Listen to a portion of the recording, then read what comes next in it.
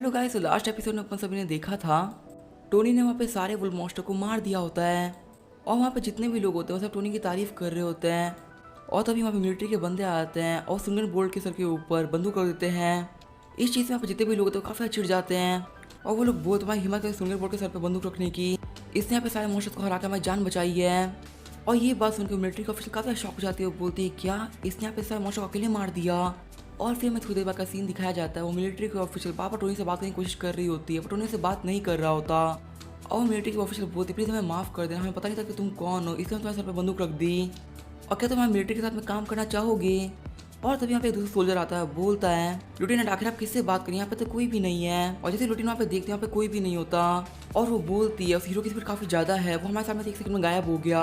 और हम Tony side में खड़ा होकर दूसरे मॉन्स्टर के जैसे कोड निकाल रहा होता है। और मिलिट्री ऑफिसर बोलते कि तुम प्लीज़ मुझसे बात कर सकते हो। टोनी बोलता है मैं तुमसे कोई बात नहीं करनी।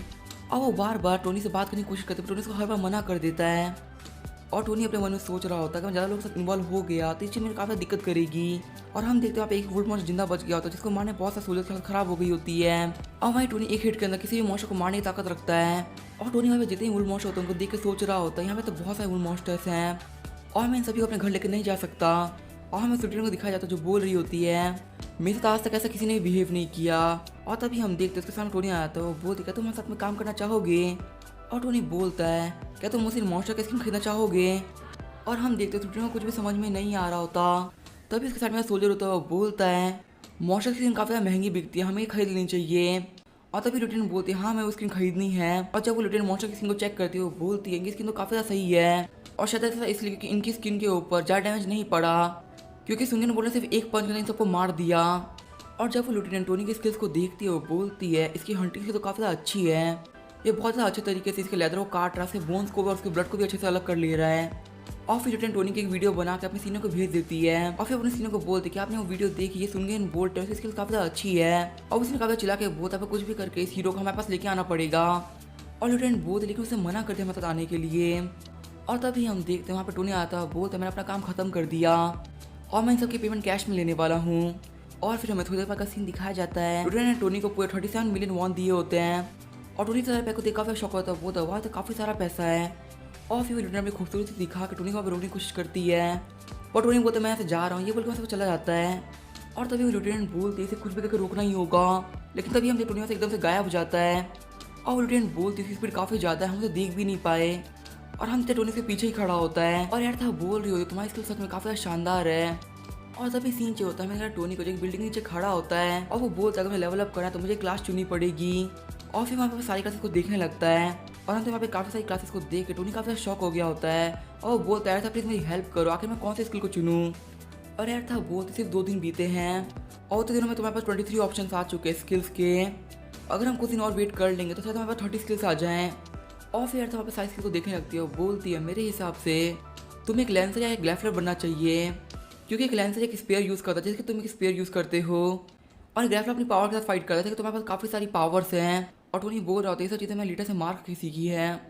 और यार था बोलते तुमने एक एंजल से फाइटिंग करना सीखा है, ये सब में काफ़ी लकी बात है। और फिर यार था बोलते तुम कितना सोच ही क्यों रहे हो क्योंकि तुम जब और भी लेवल अप करोगे तो तुम्हारे पास और भी सारे ऑप्शन आएंगे, तुम एक सेकंड क्लास और एक थर्ड क्लास एबिलिटी भी चुन सकते हो।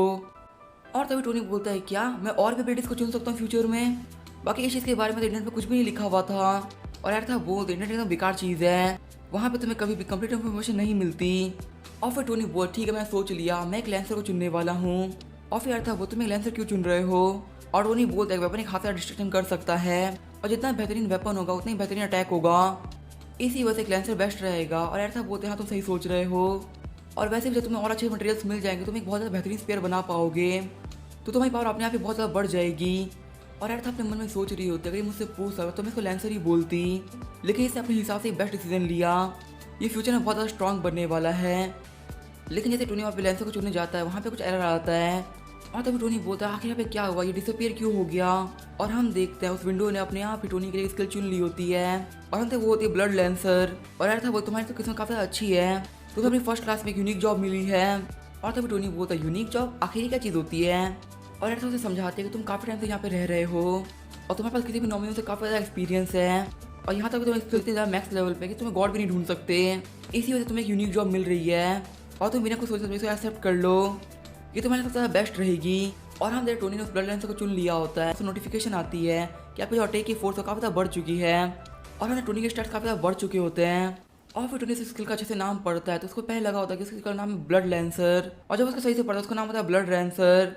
और इसका मतलब होता है टोनी अब बिना किसी को दिखे काफ़ी अच्छे से अटैक कर सकता है। और टोनी बोलता है वैसे ही मैं किसी को नहीं दिखता और इसी स्किल की वजह से मैं और भी किसी को नहीं दिखने वाला। और एर्था बोलती प्लीज़ मुझे माफ़ कर देना, मैं ध्यान नहीं दिया। और तभी हम देख टोनी की बॉडी चमकने लगती है, उसकी पूरी बॉडी में से लाइट निकलने लगती है। और टोनी बोलता है मेरी बॉडी तो पूरी से चेंज हो चुकी है। और एर्था बोलती तो होना ही था ना, क्योंकि तुमने अपनी फर्स्ट स्किल को चुन लिया है। और फिर टोनी अपनी विंडो को चेक करता है, उसको बताया जाता है कि आप एक 18 लेवल के ब्लड लेंसर हो और आपकी मेन स्किल स्टिल थी, आप किसी से भी छुप सकते हैं। और आपकी बाकी की स्किल्स है कॉम्बैट आर्ट, स्पेयरमैनशिप और बुचरी, ये तीनों ही मैक्स लेवल पर हैं और माना क्राफ्ट अब सेकंड लेवल पर पहुंच चुके हैं। और फिर अर्था बोलती है तुम टेंशन मत लो, तुम जल्दी वापस से लेवल अप करके अपनी सेकंड एबिलिटी को भी पालोगे और जब तुम्हें सेकंड एबिलिटी मिलेगी तब तो तुम माना भी यूज़ करना सीख जाओगे। और ये बात सुन के टोनी काफ़ी ज़्यादा खुश रहता है। और अर्था अपने मन में सोच रही होती है टोनी को एक यूनिक जॉब मिली थी, यहाँ पे इसको कम से कम 2 ऑप्शन मिलने चाहिए चूज़ करने के लिए, लेकिन क्योंकि ये माना यूज़ नहीं कर सकता इसलिए काफ़ी ज़्यादा बुरा हो रहा है। लेकिन ये पूरा थर्ड एबिलिटी पे पहुँचेगा तब तक कैसे एक अमेजिंग स्किल मिलने वाली है। और फिर अर्था वहाँ पे बोलते चलो हम यहाँ पे चलते हैं। और टोनी बोलता मैं इस पैसे के बे का क्या करूँ। और अर्था बोलते मैं इस पैसे से भरे बे को यहीं पे छोड़ दो, मैं अपने मैजिक के साथ इसको यहीं पे छुपा दूंगी। और अर्था बोलती मैं लेवल अप करने का जल्द से यहाँ पे जितने ही मॉन्स्टर्स हैं उनको मारना होगा। और टोनी अपने मन में सोच रहा था मैं मॉन्स्टर्स के पास में जा रहा था कि मुझे यहाँ पे एम्प्रेस भी मिल सकती है। और क्या एम्प्रेस ने गवर्नमेंट को ज्वाइन कर लिया होगा, तो हो सकता है गवर्नमेंट ने एम्प्रेस को ज्वाइन कर लिया हो, क्योंकि एम्प्रेस काफ़ी ज़्यादा पावरफुल है, वो कैसे भी करके एम्प्रेस को जाने नहीं देंगे। और अर्था बोलती है मुझे हेवन से एक क्वेस्ट मिली है, अगर अर्थ पर जितने भी लोग तुम सबसे बेटर करोगे तो तुम्हें एक बहुत शानदार स्किल मिलने वाली है, इसे तो अपना बेस्ट दो। और टोनी बोलता मुझे ऐसी स्किल्स काफ़ी ज़्यादा पसंद है जिससे मैं ग्रो कर सकूं। और टोनी बोलता मुझे कोई बोलता मुझे फ्री में ह्यूमंस को बचाता तो मुझे इतना मज़ा नहीं आता, लेकिन अगर मुझे रिवॉर्ड मिला इस काम को करने के लिए तो मुझे काफ़ी ज़्यादा मजे से वो काम कर सकता हूँ। और सच में खुद के साथ में एक एंजल रखना काफ़ी ज़्यादा कूल बात होती है। और तभी टोनी के फ़ोन में एक नोटिफिकेशन आती है कि आपके पास में एक बियर मॉन्स्टर था, उससे बच के रहिएगा। और हम टोनी जगह पे आ गया होता है जहाँ पे बियर मॉन्स्टर होते हैं और वहाँ पे सभी लोग बियर मॉन्स्टर को देख के भाग रहे होते हैं। और टोनी उस बियर को देख के बोलता है लगता है कि आज मुझे लंच में बियर खाना पड़ेगा। और तभी अर्था बोलती है तुम्हारी बॉडी पॉइजन को भी सह सकती है। और टोनी बोलता लेकिन ऐसा क्यों। और अर्था बोलती इस बियर मॉन्स्टर की बॉडी के अंदर पॉइजन है तो तुम इसे सह सकते हो, तो तुम्हें खा सकते हो। और टोनी बोलता मैं तो बस मजाक कर रहा था। और हम तो मिलिट्री के लोग भी होते हैं जो बियर पर अटैक कर रहे होते हैं, लेकिन वो बियर गुस्से में आकर बिल्डिंग से तोड़ने लगता है जिसके समय काफ़ी सारे पत्थर उड़ के आ रहे होते हैं। और हम तो मिलिट्री के वेपन्स कोई भी काम नहीं कर पा रहे होते। और अर्था बोलती मुझे लगता है ह्यूमंस काफ़ी ज़्यादा पावरफुल होते हैं लेकिन उनके वेपन्स बहुत ज़्यादा कमज़ोर हैं, यहाँ तक कि वो सेकंड क्लास के मॉन्स्टर को भी नहीं संभाल पा रहे। और फिर टोनी बोलता है भले से ह्यूमन से बहुत ज़्यादा ट्रेनिंग करी है और उनकी बॉडी चेंज हो चुकी है, लेकिन उनके वेपन्स वो पुराने वाले ही हैं और उनमें अभी तक कोई भी अपग्रेड नहीं आया, इसी वजह से ह्यूमंस काफ़ी ज़्यादा कमज़ोर हैं। और टोनी बोलता है मुझे फाइट में उतरना पड़ेगा। और तभी हम देखते टोनी अपनी स्किल्स को ओपन कर लेता है और उस स्किल की वजह से उसकी 10% पावर बढ़ चुकी होती है और उसकी स्पेशल की जो स्किल्स होती है वो भी 10% से बढ़ गई होती है।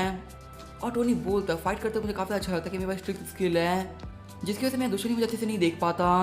और तभी हमने टोनी हमें को बियर मॉन्स्टर पर अटैक करने के लिए।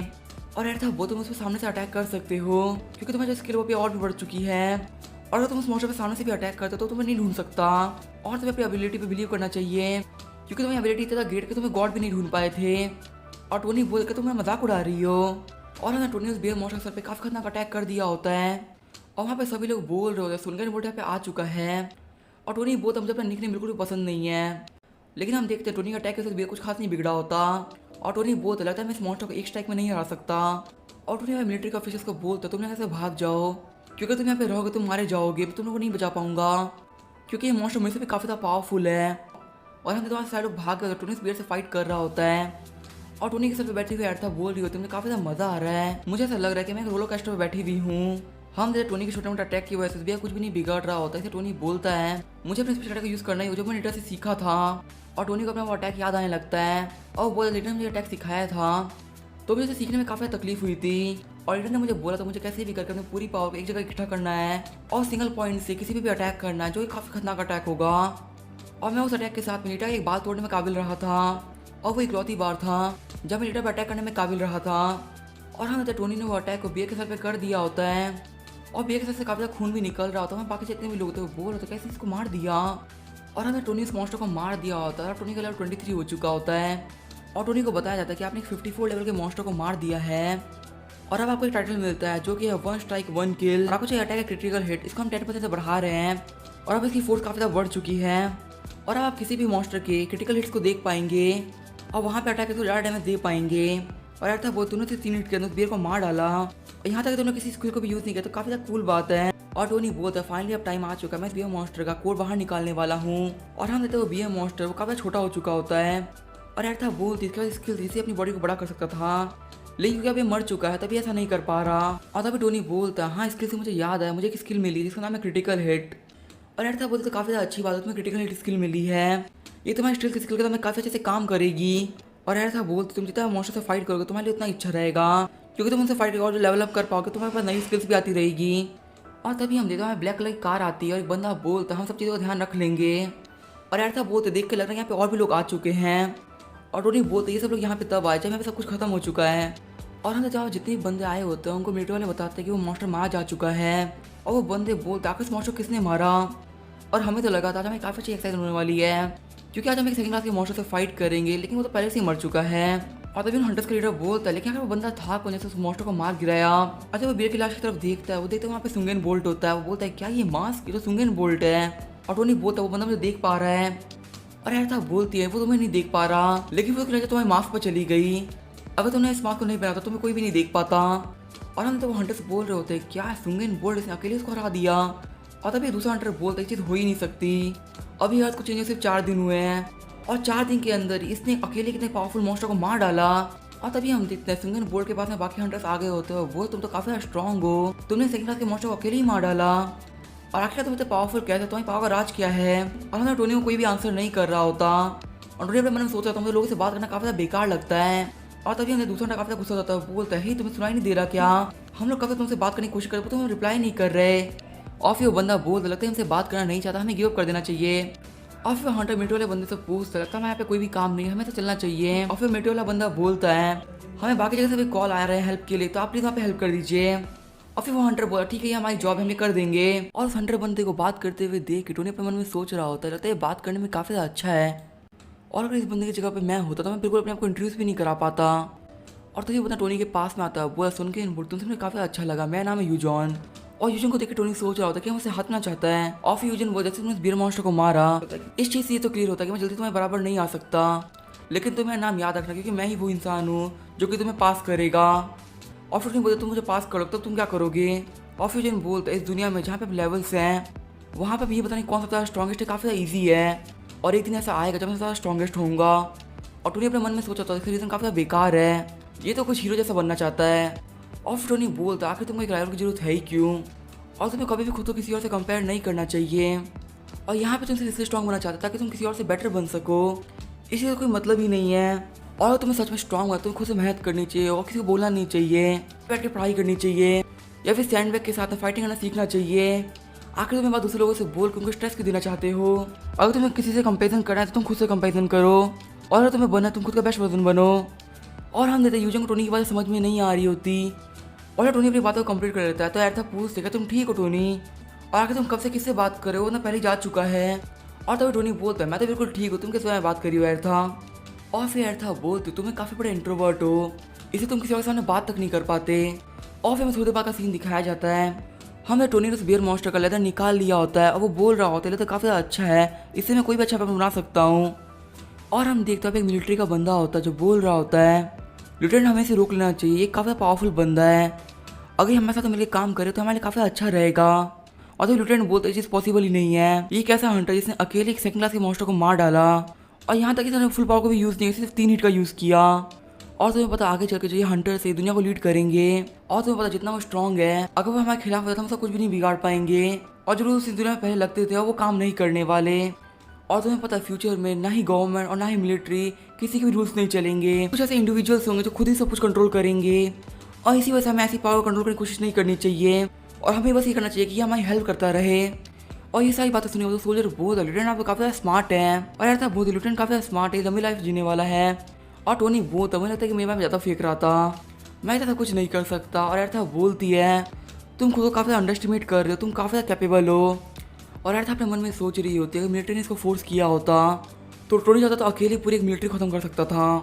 और यही बात वो मिलिट्री वाला बंदा समझ गया, और उसको पता चल चुका कि टोनी कंट्रोल का कोई मतलब ही नहीं है, इसी तरह बेटर है कि टोनी के सामने अच्छे बन के रहो और टोनी से बस हेल्प लेते रहो। और अभी तक इस बेवकूफ टोनी को पता भी नहीं चला कि आखिर कितना ज़्यादा वर्दी है और इस वर्ल्ड में इसकी क्या वैल्यू है। और टोनी बोल रहा होता है मैं फोन में भी और 3 जगह जहाँ पे रेड स्पॉट दिखा रहा है और लगता है वहाँ पे मॉन्स्टर अपीयर हुआ है। और यार था अब हमें क्या करना चाहिए। और यार था बोलते करना क्या, चलो वहाँ पे चलते हैं। और फिर हम देखते टोनी के तीनों जगह पर जाता है, उन तीनों मॉन्स्टर्स को मार देता है। और फिर जब उन तीनों को मार देता है वो बोलते मैं सिर्फ एक ही लेवल बड़ा है। और यार था बोलते ऐसा इसलिए तीनों मॉन्स्टर काफी ज्यादा वीक थे। और फिर यार था क्योंकि तुम्हारे पास एक यूनिक जॉब है, तुम्हें ज्यादा एक्सपीरियंस पॉइंट चाहिए होंगे ताकि तुम जल्दी से लेवल अप कर सको। अगर तुम्हारा कोई नॉर्मल इंसान होता तो उसका लेवल अप 30 हो चुका होता। और मैं तो ये सोचू कि तुम्हारी जो ब्लरी इमेज लोगों को दिखती होगी क्या वो पावरफुल होगी। और टोनी बोलता मॉन्स्टर्स को हंट करने से सिर्फ एक फायदा हुआ, उनकी वजह से कम हमको 10 मिलियन मॉन्स्टर मिल गए। और फिर हमने टोनी अपने घर आ गया होता। जैसे टोनी अपने घर पे आता है उसको एक नोटिफिकेशन आई हुई होती है और नोटिफिकेशन होती है जिस वर्ल्ड में आप लोग पहले गए थे उस वर्ल्ड से कनेक्शन रिस्टोर कर लिया गया है, आप लोग चाहे तो वहाँ पे वापस जा सकते हैं। और फिर टोनी अर्था से बोलता अर्था इसका मतलब क्या है, क्या वापस से मैं अकेला होने वाला हूँ। और अर्था बोलते जैसे मैं तुम्हारे साथ में रह रही हूँ मैंने देखा कि अर्थ में मॉन्स्टर्स काफी स्ट्रॉन्ग हो चुके हैं। और टोनी बोलता है तुमने सोचा कि बाकी सारे ह्यूमंस को दूसरे वर्ल्ड में भेज दिया जाए जिससे कि उनका एक्सपीरियंस और बढ़ सके और वो और स्ट्रॉन्ग बन सकता है, वो मॉन्स्टर के सामने मरे ना। और ऐसा बोलते हाँ तुम सही बोल रहे हो। और टोनी रोते हुए बोलते लेकिन मेरे बारे में क्या, मैं यहाँ पे क्या करूँगा। और तभी यार था वो तुम स्टार्टिंग से तो अकेले ही हो तो आखिर से फ़र्क क्या पड़ेगा। और टोनी बोलते मैं ये बात मानता लेकिन मेरी मम्मी मुझसे पूछेंगी कि आखिर मैं दूसरे वर्ल्ड में क्यों नहीं जाता, मैं क्या बोलूँगा। और यार था बोलते तुम्हारी मम्मी से बोल देना कि तुम्हारे पास वहाँ पे सीखने के लिए कुछ भी नहीं बचा। और टोनी बोलता अब मैं कर भी क्या सकता हूँ। यार था बोलती प्लीज़ मुझे माफ़ कर देना बट मैं तुम्हारे बारे में कुछ भी नहीं कर सकती। और वैसे भी इन सब चीज़ों में मेरी गलती नहीं क्योंकि मैंने तुम्हें किस्मत नहीं लिखी। और टोनी बोलता मुझे पता है मैं दूसरी दुनिया में नहीं जा सकता और शायद मैं कभी भी वहाँ पे नहीं जा पाऊंगा। और तभी यार था बोलती है इम्पॉसिबल नहीं है, अगर तुम हम एंजल्स की तरह ग्रेटर बीइंग बन जाते हो तुम आराम से कहीं भी जा सकते हो और तुम सिर्फ दूसरे वर्ल्ड में तुम हेवंस में भी जा सकते हो। और टोनी बोलता अगर मैं ग्रेटर बीइंग बन गया तो सच में लीटा को वापस देख पाऊंगा। और यार था बोलती है टोनी लीटा को देखती हूँ मुझे लगता है कि किसी लॉन्ग डिस्टेंस रिलेशनशिप में है, तो क्या इसका मतलब ये तो नहीं कि मैं इन दोनों के बीच मैसेंजर में काम कर रही हूँ और सच में मुझे बिल्कुल भी पसंद नहीं है। और फिर अर्था बोलती है अगर तुम काफ़ी हार्ड ट्रेनिंग करते हो और एक ग्रेटर बीइंग बन जाते हो तो तुम दूसरी वर्ल्ड में जा पाओगे और हाँ फिर तुम लीटा से मिल सकते हो। और टोनी बोलते इस काम को करने में आगे कितने साल लगने वाले हैं। और अर्था बोल शायद 1000 साल में तो तुम्हारा काम हो ही जाएगा। और टोनी बोलता है वो सही बातों को छोड़ो मैं बाहर जाके वो घूम के आता हूँ। और जैसे टोनी अपने कमरे से बाहर निकलता है टीवी पे न्यूज़ चल रही होती है, रिपोर्टर बोल रहा होता है कि पूरी कंट्री के अंदर भी इमरजेंसी लगी हुई है और अब कोई बंदा आराम से बाहर नहीं निकल सकता। और टोनी बोलता है क्या अभी पूरी कंट्री के अंदर इमरजेंसी लगी हुई है। और टोनी की मॉम बोलती है सिर्फ अपनी कंट्री के अंदर ही नहीं पूरे वर्ल्ड में भी इमरजेंसी लगी हुई है और शायद से भी गवर्नमेंट के पास भी कोई भी ऑप्शन नहीं कि बहुत सारे मॉन्स्टर बाहर निकल रहे हैं जो कि बहुत ज़्यादा डेंजरस हैं और सारी स्कूल और कंपनीज को भी बंद कर दिया गया है। और ऐसे तो मिलिट्री ये प्लान कर रही है कि जितने भी मॉन्स्टर हैं उसको मार डाले और अगर वो ज़्यादा को ना मार पाए तो कम से कम जो मॉन्स्टर सिटीज़ के अंदर हैं उनको तो खत्म कर ही सकते हैं। और टोनी अपने मन में सोच रहा होता है लगता है गवर्नमेंट भी इस बारे में सोच रही है।